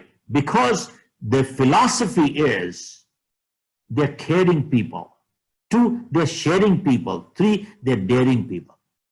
Caring, sharing, daring. I wish India adopted the Sikh philosophy from the Guru Granth Sahib, then our own constitution. India will be a different country today. You know what? They care, they share, and they dare. They have the guts to fight when they see evil. They have the guts to fight. Now, one man by the name of Lafayette in France, multi-millionaire, he had his warehouses full of grains. Drought came in. And his advisor said to Lafayette that this is time to make money. Multiply your money 10x, 100x. Because they're starving. They will pay anything today. And Lafayette said, you don't understand. They were good times. They were laughing, we were laughing. They were making money, we were making money. These are not good times. He said, open up the warehouses, give it free. Give it free. This is the time to give. Folks, it is people like that who make this world livable. People like that make the world livable. Now, why am I sharing this with you? Because, you see, I was doing a program for VHNI. Now, HNI means high net worth individuals. VNI means very high net worth individuals. Who do I classify them as VNIs? People with net worth in excess of $250 million. So I was addressing a group like that. So one man came up from the group and he asked me, Mr. Khera, a person who has billions of dollars, they don't need any more money. Many generations will be taken care of it. But why does a billionaire keep working to make more? More billion, more billion. He doesn't need it, but he does. So I said, Kiran bhai, there are two kinds of billionaires. One billionaire is, he's got billions, but he's suffering from inferiority complex. And he keeps making more and more to keep a score. And the score is, they keep making comparisons. How come they have this, I don't have it? How come they have this, I don't have it? How come they have, I don't have it? They have 100 million, I must make 200. They got 200, I must make 300. You got 300, I must make 400. Because if I have less, I'm inferior. You know what? They measure, Malaben, they measure their self-worth by their net worth. I repeat, they are measuring their self-worth by their net worth. You see, they don't understand. People make things, things don't make people. You take the things away, they'll die out of shame. They sit on their money like a snake and do nothing for society. That's one kind of a billionaire. But there's another kind of a billionaire who wants to make more. He says, the more I have, the more I give. The more I have, the more I give. The more I have, the more I give. Warren Buffett has got $40 billion. He gave $39 billion to charity. Bill Gates got $33 billion, gave $32 billion to charity. Azim Premji just gave 6 months ago $7 billion. Tata organization gives 66% of the profit goes into charity. Man, this is another breed of billionaire. And Warren Buffett, I think, explained it very well. He said, a donkey is a donkey, will remain a donkey. Now, if he has $1 billion, he will remain a donkey with $1 billion, that's all. See, if you cart bricks of gold on a donkey, the donkey does not become a golden donkey. Hey, donkey is still a donkey. And if you cart scriptures on a donkey, the donkey does not become a spiritual donkey. Donkey is a donkey. Now, why am I sharing this with you? Because when we do our 3-4 day leadership programs, many times, and we do talk about financial independence, many times people come forward and they say, Mr. Khera, you talk of money, but they say, well, but money is not important. They say money is not important. And money does not get you happiness. Money does not get you happiness.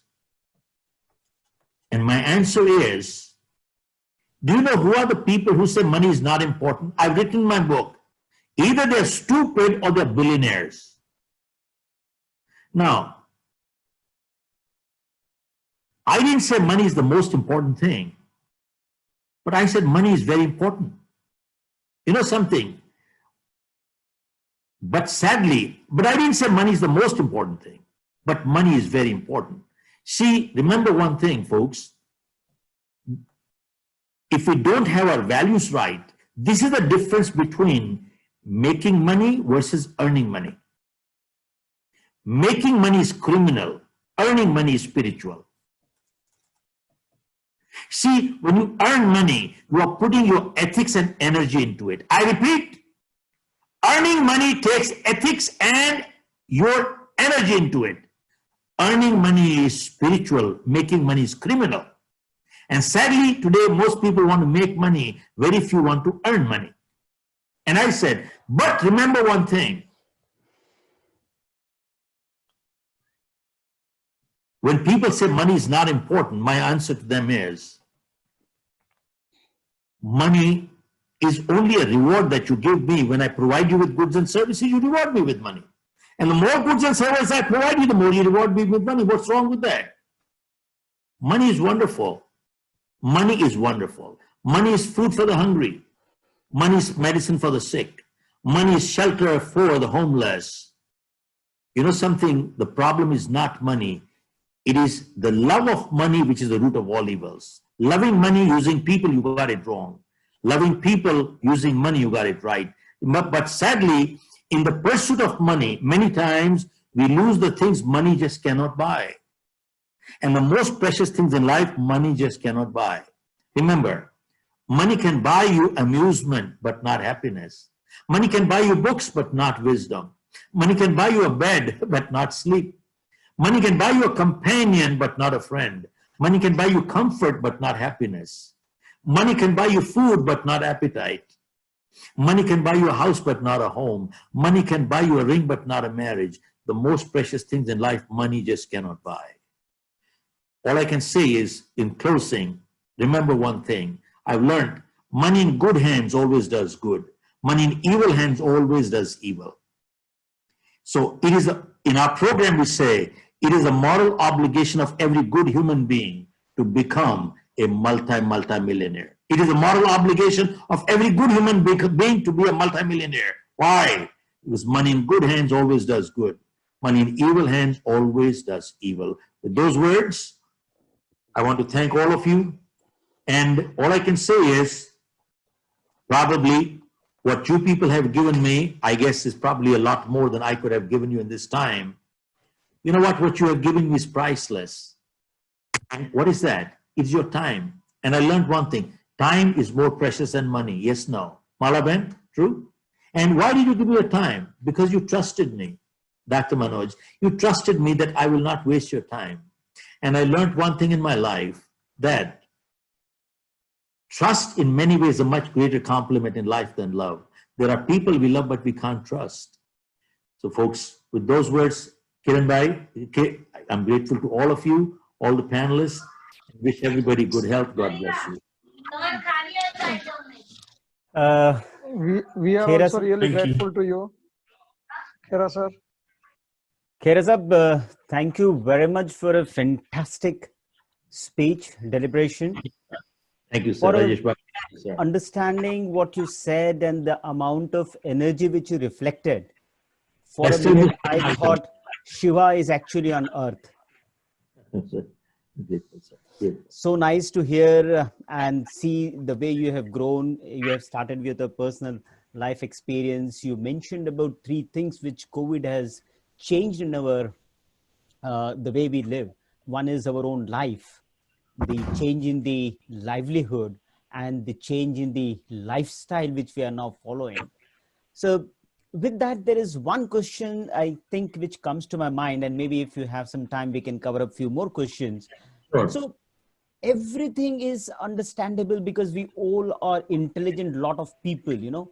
But what do you do when you are in anger, when you don't have that patience? How do you manage that situation?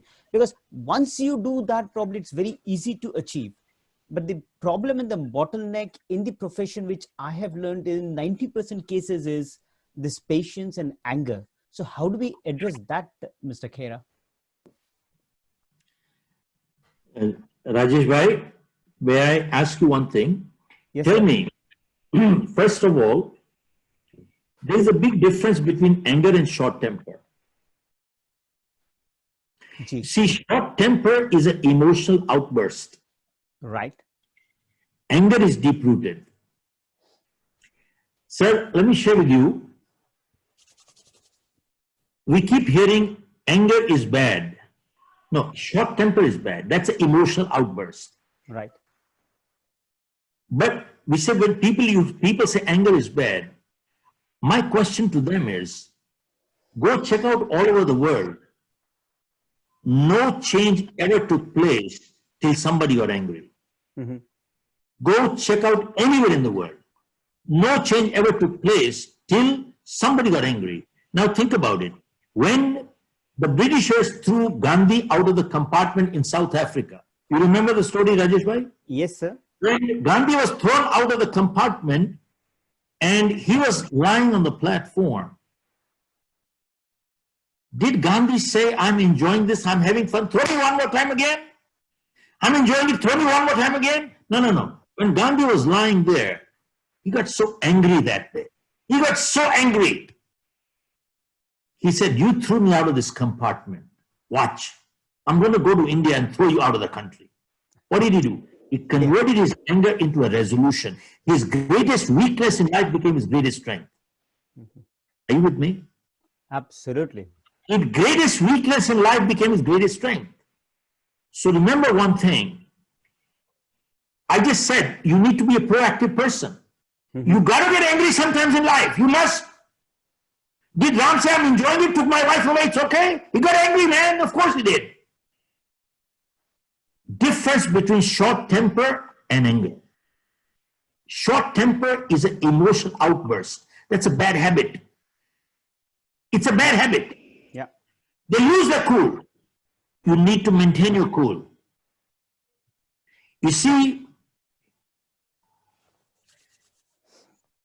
in my book, I have written 3 things we do in life, we will always end up regretting. Rajesh bhai, 3 things we do in life, we will always regret. 1, you see, never make a promise when you're too happy. You know why? You might end up over-promising and not be able to keep it. 2, never reply to anybody when you feel sad. You'll always give a wrong reply. And 3, never ever make a decision when you are angry. You'll always end up making a wrong decision. I repeat, 3 things. Easier said than done. 1, never make a promise when you're too happy. You may not be able to keep it. 2, never reply to anybody when you're feeling sad. You'll always give a wrong answer. 3, never make a decision when you're angry. You will always end up making a wrong decision. Very true. So, I mean, when we do our 4-day leadership program, we talk, how do we implement all this stuff? This is important. It is a matter of practice. You know, mind control is like physical control. Have you noticed there are some people who are mentally strong? Yep. They have a lot of mental strength. How come? You know something, how do you build mental strength? You build mental strength exactly the same way you build physical strength.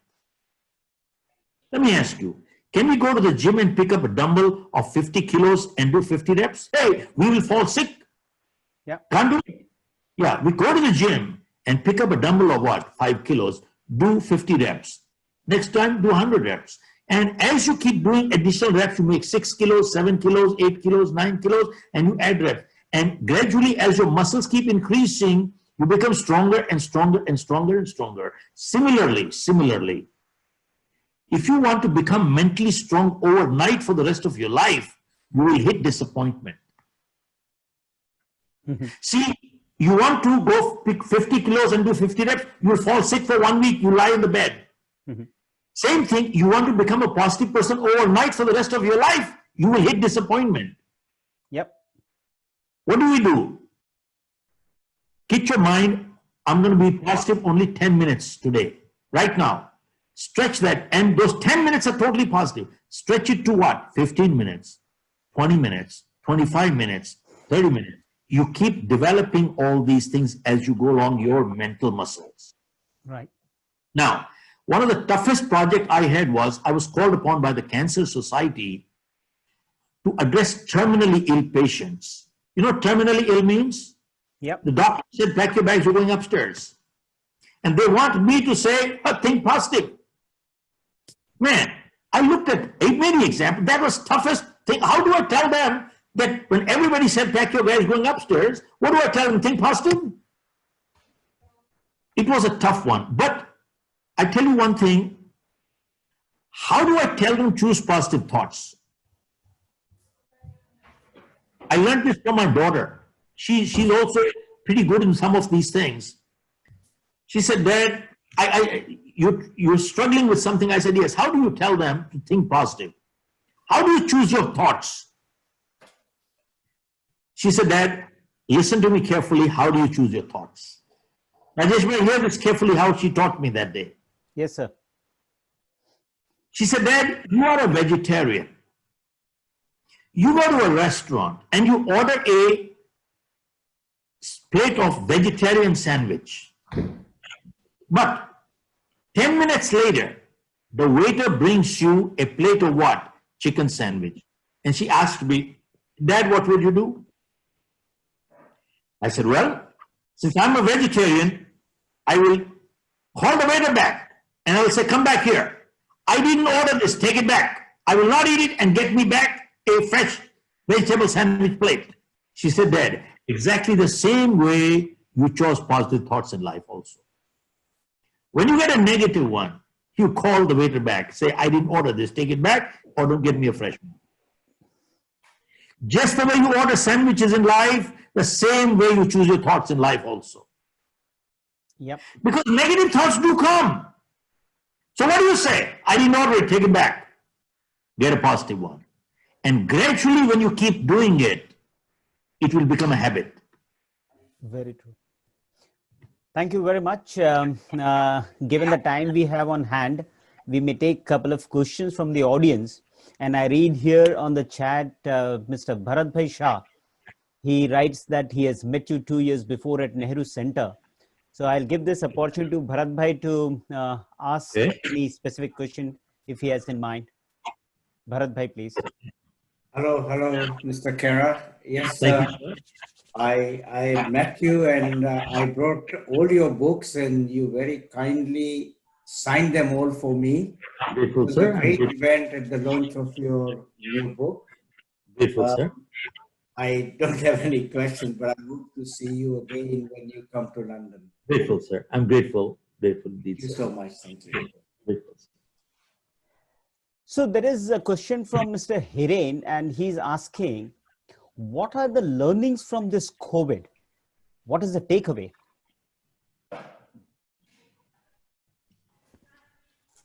There are, I think, every crisis, there's a lot of learning. And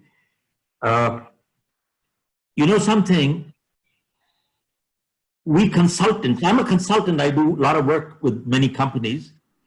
We also develop a blind spot. It is very common. We also develop a blind spot. You see, Rajesh Bhai, if you ever came to my office, probably you can see many things wrong in my office, which probably I am not able to see it myself because I'm living with that. Yep. So that is why you need a third eye from outside to come and have a look at it. But unless we do self-evaluation, how can we learn and understand? Now, I went back into my reading my own books. I went back, started pulling out, and first 1 or 2 days, don't get me wrong, I also made a mistake. I was also watching television 8-10 hours a day, but I kicked myself. I said, what are you doing? You're wasting your time. So I went back and I relearned my lessons back again. You know, the sad part is that many things that take us up in life, after some time we stop doing them. We need to reevaluate because the foundation, basic things never change. Yep. So we need to look back, look at them, because a great coach once said, you want to be good at anything, learn the basics. Learn the basics, that's it. I've got back to my basics. And this is what my learning has been from this experience. I need to get back into my basics, and that's it. Perfect. You know, Thank you very much. the greatest musicians in the world, Yes. they practice 3 hours a day. And I'll share with you one example. A great violinist was a man by the name of but greatest violinist was Fritz Kreisler. And after he finished his concert, a lady from the audience came up to him and said, Mr. Kreisler, I would give my life to play violin the way you do. And just hear the answer what Fritz Kreisler gave. He said, ma'am, she said, I would give my life to play violin the way you do. He said, ma'am, I did and you won't. And he said, ma'am, if I don't practice for a month, my audience can tell the difference in my performance. If I don't practice for a week, my family can tell the difference in my performance. If I don't practice for one day, I can tell the difference in my own performance. Right. He said, you need to continue. You can't stop. And that's the only answer. Thank you very much. I think we can take one last question, Mr. Khera. And Ms. Poonam Kothari, I think she wants to ask something. Hi. Hello, Mr. Shiv Khera. Yes. And the JITO UK team. I'm Poonam Kothari, not Mr. Poonam Kothari. Sorry, my mistake. It's okay, you know. Okay. Sir, I have one question for you. I Sure. love to read the books, you know, but things, you know, I keep reading the books, and then every 2 months I finish one book and then keep reading, keep like underline the books. But the things after 5 years, when I pick up my old books, it seems to me is again look totally new to me. So how Yes, to sir. keep remember the point, how to remember inside the mind the things what you learned 5 years back again, you know, it's come out same thing. So, you know, I get stuck with the, let's see, in the 5 book a year or something like that. And I want to want to reading more and more. Remember, have you ever maintained a journal in life? Sorry? Have you ever maintained a journal in life? Journal in life? What do you mean? Sorry, I didn't get you. Do you know what a journal is? Journalist, journal, yeah. Okay, yeah. It's not like a diary where you Diary, lose the diary and throw it. Yeah, That is, I do, you know. I do. if you do, in fact, we have created a journal in our office, and when we do our leadership program, we give it to everybody. You will find that if you look at the life histories of most successful people, they've always maintained a journal. Because a journal is called an idea book. If you don't capture an idea, what happens? It just flies off. So a person writes down in the idea. So when you said you read a book, and then I read it after 5 years, it looks new. Well, 5 years is too long anyway, but important thing is, after reading every chapter, do you make an action plan from there? What is it that you're going to implement? Because if you have not got an action plan, it is like having food and we can't digest it. See, we know it, but we don't do it. It is not how much we eat, how much we digest that matters. It is not how much you read and know, but unless we put into action, it's no good. So after reading every chapter, you need to make an action plan. This is 1, 2, 3, 4, 5, 6 I'm going to do per day. Because if you're not going to do it, it's a waste. You can read all the books you want, but you are only filling your memory, that's it. You're not converting into action. Now, let me share. In our journal, I'm going to share 4 things we make everybody practice for the rest of their life. And if you want to take this down, it is worth it. It is tremendous worth. People pay us a lot of money for what I'm talking here. You see, you want to change your life forever. Just invest in yourself only 10 minutes a day. I repeat, only invest 10 minutes a day in yourself. You will change your life within a matter of 41 days. Only 41. After 41 days, you will be a different person. Let me share with you. Do it only for 41 days, but continue after that. But do 41. Why 41 days? You know what? Studies have shown Any behavior we practice consistently for 41 days, 42nd day becomes a habit. Now, we're all creatures of habits. We are all creatures of habits.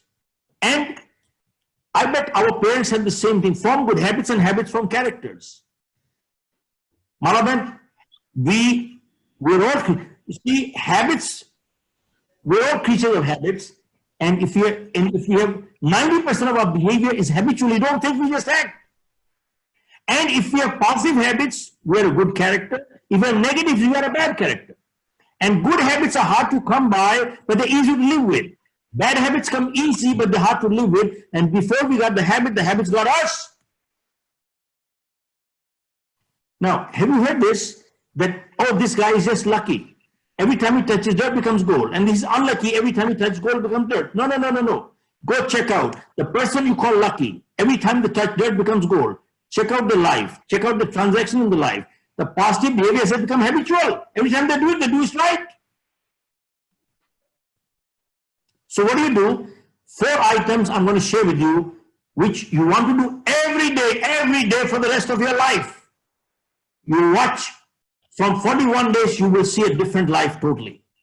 Here are the 4 things that you should write every night, not daytime, not morning, but it should be done at night. Why at night?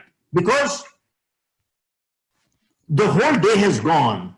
Everything is fresh. Here is what you note down. Step 1, you write down, today I feel. Write on your true feelings. Don't contrive it. If I'm feeling bad, sad, glad, I don't care. Write your true feelings. Write down, because writing gets you thinking. It gives clarity to thinking. Today I feel. Number 2, today I have learned. What have I learned today? Have I learned anything? If yes, what? If not, why not? Look, success in life is calculated. Arithmetic is very different. If I learned something today, I've gained a day. If I've not learned anything today, I've lost a day. Rajesh bhai? Yes, sir. If I've learned something today, I've gained a day. If I've not learned anything today, I've lost a day. So the second thing you need to write down is, today I have learned. What have I learned today? Step 3, you write down, today I'm proud of. What am I proud of? Am I proud of anything? If yes, what? If not, why not? So third item you need to write, today I'm proud of. And 4th item, today I commit to practice. Today I commit to improve. Now let me ask you, you must write the 4 lines. These 4 lines you start doing every day. Every day. 41 days later, your life will change. I'm not kidding. Now, let me ask you, if you do this page every day, only 4 lines per day, tell me, after 41 days, how many commitments have you made? Number, how many commitments have you made? If you complete this every day after 41 days, how many commitments have you made? I think 400. No. If you write, I commit to improve or practice every day for 41 days, how many commitments have you made? 41. 41. Times. Incorrect answer. Incorrect answer. Let me tell you why. You see, after 7, 8, 9, 10 days, 11 days, you know something? We start repeating the same thing again and again and again. How many things are you going to improve every 41, 51, 61? No, you know what? After 10, 12, 13 days, we start repeating the same thing again and again. You know something? Only 4, 5, 6 habits are pulling us down. That's all. Only 4, 5, 6 habits are pulling us down. That's all we need. We need to just adjust that and keep moving from there. But we need to do it every day. And here is a difference. When I said the word, today I commit to improve, the word is commit. It doesn't say today I promise to improve. Promise is an agreement we make with others. Commitment is an agreement we make with ourselves. self. there's a difference between a promise and a commitment. So we need to understand. So reading alone, reading is good, it's excellent. But you know something, I read a book 5, 6, 7 times. Then I make notes. And at the end of the day, I start writing down what I have to put practice. That's it. Anyway, that's about it.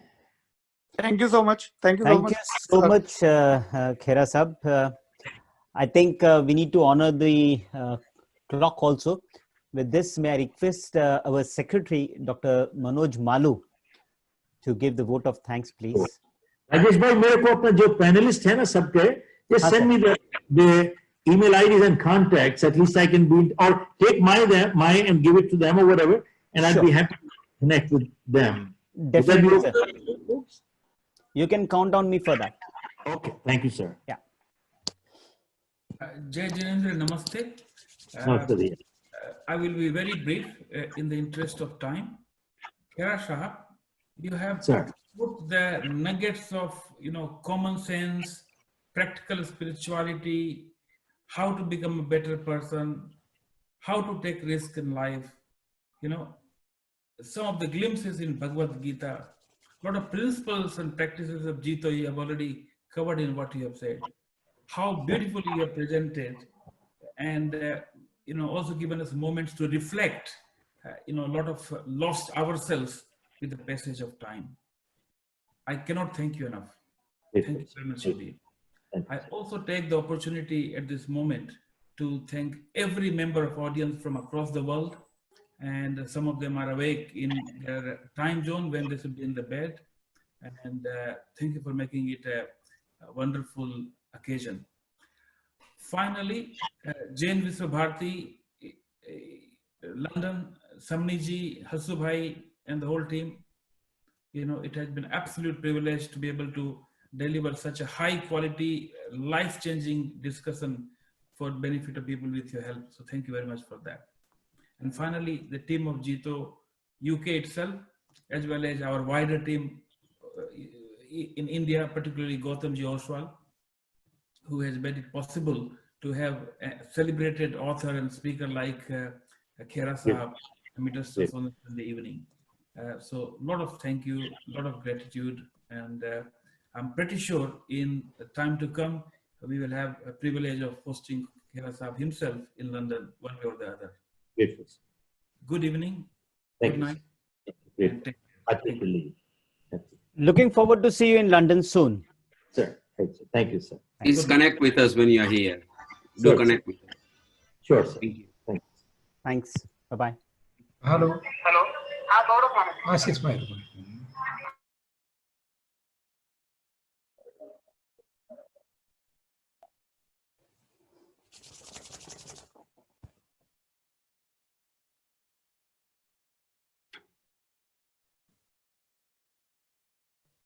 Congratulations, Kiran Bhai and JITO UK team. Fantastic session. I was waiting and I was for this session. It's one of the fantastic sessions and get to learn a lot of things. So congratulations to JITO UK team. Thank you, sir. Thank you very much. We got a very good team, excellent board members. So it's working. Thank you. Yep. Thank you. Malaben, shall we close it?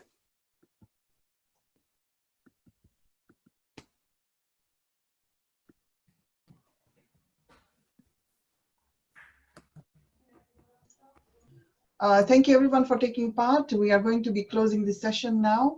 So would you please kindly leave the forum? Thank you everyone for being part of that. So if you can kindly please leave the forum. Thank you. Thank you. I would like the JITO team to stay behind. Thank you very much. Thank you very much. Thank you. Bye, Thanks, everybody. Thank Bye-bye. you. Bye. Bye, everyone. Thank you, everyone.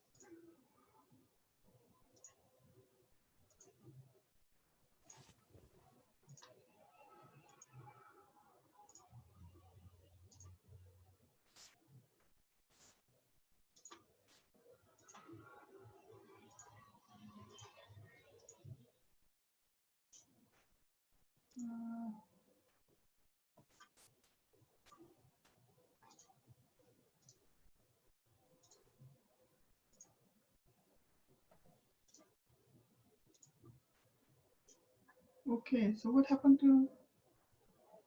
There is one more person yet. Ashwarya. Yeah. Oh, so Nimesh bhai and everybody left?